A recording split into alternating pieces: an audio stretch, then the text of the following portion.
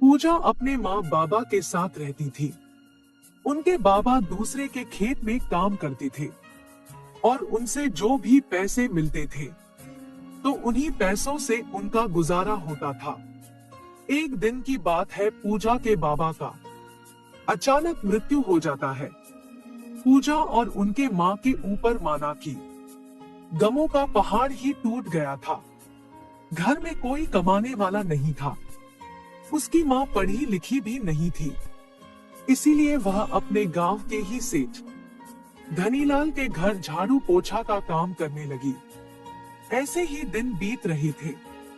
फिर एक दिन अचानक पूजा की माँ की तबीयत खराब हो जाती है और उनके घर में खाने के भी लाले पड़ गए।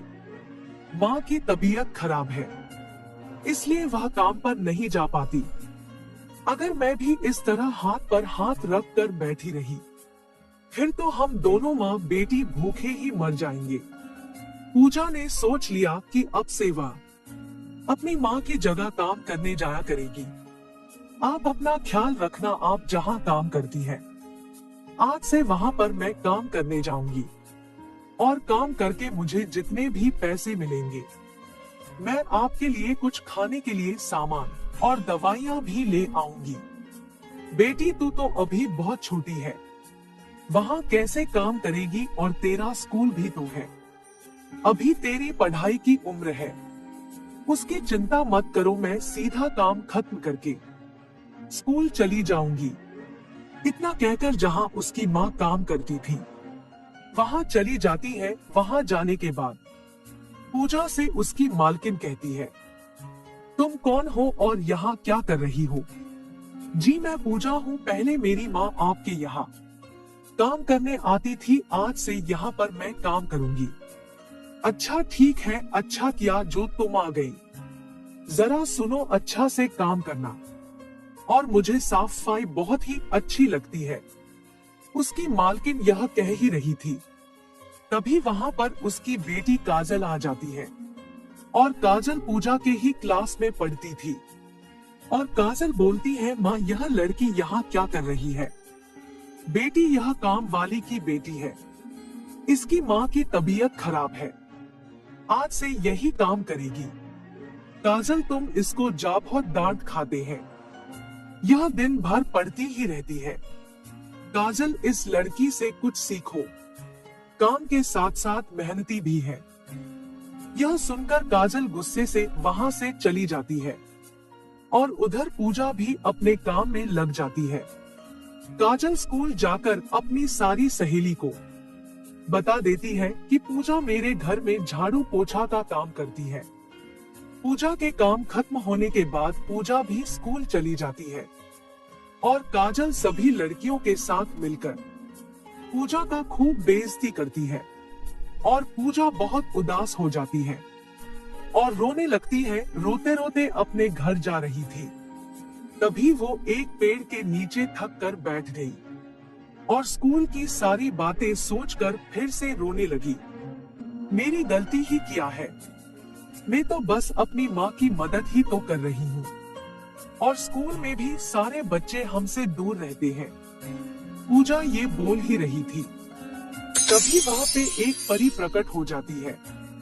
क्या हुआ पूजा, मैं कब से देख रही हूँ, तुम रोए जा रही हो, क्या बात है? आप कौन है और आपको मेरा नाम कैसे पता है? मैं खुशी परी हूँ, मैं इस पेड़ पर आराम कर रही थी। तुम्हें ऐसे उदास देखकर मुझसे रहा नहीं गया। बताओ तुम्हें क्या परेशानी है, मैं तुम्हारी मदद करना चाहती हूँ।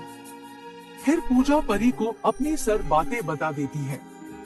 अच्छा तुम चिंता मत करो पूजा, मैं तुम्हारी मदद करूंगी, तुम बस मुझसे वादा करो, तुम आज के बाद तुम कभी नहीं रोएगी। फिर परी अपनी जादुई सितारा छड़ी से वहाँ पर एक बहुत सुंदर जादुई फ्रॉक प्रकट करती है। पूजा ये प्यारा सा फ्रॉक तुम्हारे लिए है, और हाँ ये कोई साधारण फ्रॉक नहीं, बल्कि है ये एक जादुई फ्रॉक है।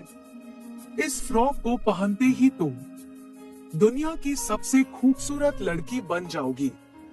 इसके बाद हर कोई तुम्हारी तारीफ करने पर मजबूर हो जाएगी। और हाँ, तुम जादुई फ्रॉक से जो भी मांगोगे वह तुम्हें तुरंत मिल जाएगा। अब तुम खुशी खुशी अपने घर जाओ। परी से इतना सुंदर फ्रॉक पाकर पूजा बहुत ही ज्यादा खुश हो जाती है और परी का धन्यवाद कर खुशी खुशी अपने घर चली जाती है। पूजा जैसे ही उस फ्रॉक को पहनती है, वह एक बहुत ही खूबसूरत लड़की में बदल जाती है। उसके बाद पूजा उस जादुई फ्रॉक से कहती है, हे जादुई फ्रॉक, मेरी माँ को ठीक कर दो। पूजा को इतना बोलते ही उसकी माँ की तबीयत एकदम ठीक हो जाती है। अब तो पूजा को जब भी किसी चीज की जरूरी होती, जादुई फ्रॉक मांग लेती थी। अब पूजा को स्कूल में भी कोई कुछ नहीं कहता था, बल्कि हर कोई पूजा से दोस्ती करना चाहता था। समय का पहिया इस तरह पलटा। अब काजल से ही कोई बात नहीं करता था। अब काजल को भी अपनी गलती का एहसास हो जाता है और वह पूजा से माफी मांगती है।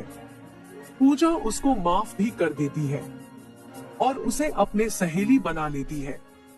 तो मेरे प्यारे दोस्तों, हमें भी किसी का मजाक नहीं उड़ाना चाहिए और सभी से मिलजुल कर रहना चाहिए। तो प्यारे दोस्तों, कैसी लगी आपको यह हमारी कहानी? मुझे कमेंट करके जरूर बताएं और चैनल को सब्सक्राइब जरूर कर दें।